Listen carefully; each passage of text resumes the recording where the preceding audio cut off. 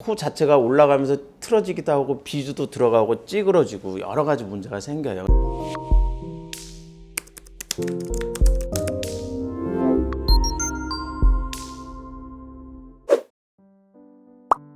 저는 코가 자꾸 구축이 심해지고 있는 것 같아서 메일로 상담을 드린 적이 있어요. 코도 삐뚤어져 있고 이리저리 바쁘다는 핑계로 미루고 있습니다. 코만 보면 스트레스 그만 받고 싶네요. 다음 달이나 내원할 생각인데요. 이리저리 알아보다가 여기 온면 판모를 일단 결정을 했습니다.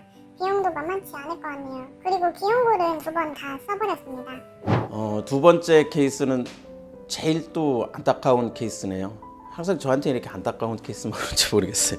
왜냐면 제가 재수를 전문으로 하다 보니까 이런 케이스들이 많이 생겨요. 재수를 중에서 제일 힘든 게 구축코입니다. 구축코가 뭐냐면요, 이전에 수술을 하고 그 다음에 수술할 때 사용하는 재료가 이물질일 때, 예를 들어서 가장 흔한 게 이제 실리콘이라든지 고어텍스라든지 아니면 뭐 매드포라든지 이물질을 사용했을 때 내 몸이 그 이물질하고 내 몸을 분리하기 위해서 막을 씌워요. 이렇게 해서 분리하기 위한 막이 생겨납니다. 근데 이 막이 과도하게 생기면 고무줄처럼 당기는 힘이 생겨져요. 뭐냐면 원래 캡슐이라고 하는 건데, 이 막이 피막 또는 캡슐, 영어로는 캡슐, 한국어로는 피막인데, 어느 정도 얇기냐면요, 우리가 달걀, 삶은 달걀 먹을 때 까면 안에 얇은 막 있죠. 그거의 10분의 1 정도밖에 안 되는 아주 얇은 막이 생기는 게 정상이에요. 그런데 구축이 생길 때는요, 우리 그냥 노란색 고무줄 같은 그거보다 더 두껍게 생깁니다. 그러니까 얼마나 이 당기는 힘이 세겠어요. 그러니까 그 힘에 의해서 이렇게 당겨져 올라가는 거예요. 그걸 구축이라고 그래요. 그러니까 이렇게 해서 구축이 생긴 분들은 정말로 코 자체가 올라가면서 틀어지기도 하고 비주도 들어가고 찌그러지고 여러 가지 문제가 생겨요. 굉장히 수술 자체도 힘들고 환자분도 외모가 워낙 심하게 변형이 되니까 힘들어 하시죠. 더군다나 이렇게 귀형골도 다 써버리고 여러 번 수술해서 망가지면 진짜 방법이 없어요. 참 다른 방법 찾기가 참 힘듭니다. 그래서 제일 안타까운 케이스고, 그리고 또 피부도 많이 이렇게 쪼그라져 있기 때문에 이걸 다 펼 때 굉장히 힘듭니다. 우리가 이렇게 생각하시면 돼요. 이렇게 캔 찌그러진 걸 편다고 생각을 해보세요. 억지로 피면 펴지긴 펴지는데 이게 잘 펴지지 않아요. 그리고 이 얇기도, 특히 점막이 얇기 때문에요, 이걸 이렇게 박리에서 펴다 보면은 이렇게 쉽게 해서 좀 뚫리기도 하고, 솔직하게 얘기하면 수술할 때 저도 가끔 뚫려요. 그럼 뚫리면 또 다시 봉합해야 됩니다. 그래서 그걸 수술 시간도 많이 걸리고 힘들고, 그래서 아마 우리 성형외과 선생님들 중에서 제일 힘든 재수술이 구축코가 아닐까 생각을 해봅니다. 근데 되게 안타까운 케이스고요.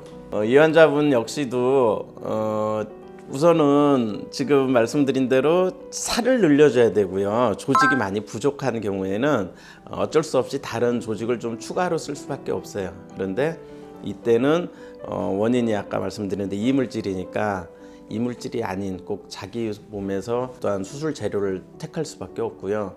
이분은 근데 특히 안타깝게도 귀를 양쪽을 다 떼버리셔가지고 쓰기가 힘들었는데, 그나마도 보면 조금 좀 잔인해 보일 수도 있지만 귀를 여기 쓰고 나면 귀 여기 앞쪽에도 조금 이렇게 연골이 있어요. 그래서 그분은 이 앞쪽에 있는 연골을 이용해서 재건했던 환자분이시거든요. 그래서 조금 더 다 썼다고 생각을 했을 때 없다고 생각하지 마시고, 그래도 병원에 오시면 저희가 진찰해 보면 이렇게 추가로 사용할 수 있거나 할 수 있는 재료가 있으니까는요, 우선은 본인의 판단보다는 한번 오시면 제가 진찰해서 잘 말씀을 드릴게요. 그래서 추가적으로 앞에 있는 귀연골을 조금 사용했고요.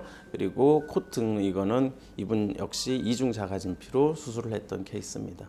그리고 특히 이제 이분한테 이제 가장 그 문제점은 뭐가 있었냐면 코가 작다라는 거예요. 코가 작으면 아주 이렇게 쉽게 설명을 드리면, 재료가 작은데 어떻게 요만한 걸 가지고 이만한 걸 만들 수 있겠어요? 코 자체가 작으면 사실은 높아질 수 있는 높이가 한계가 있어요.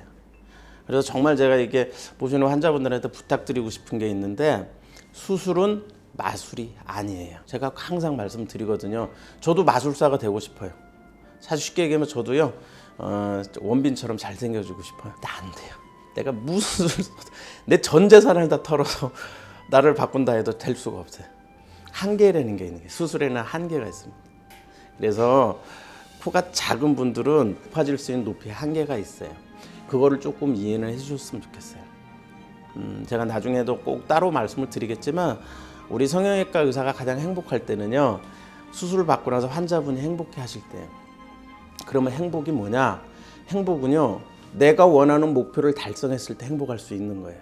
그래서 행복이라는 기준은 서로 다르기 때문에 정말 행복해지시고 싶으시면 조금만 목표를 낮춰주세요. 근데 참 이 말씀드리기가 힘들어요. 환자분들 하면 또 아이고 실력이 없구만, 못하니까 뭐 이렇게 생각을 하시는 분들 또 계시거든요. 근데 어쩔 수 없어요. 이게 사실이거든요.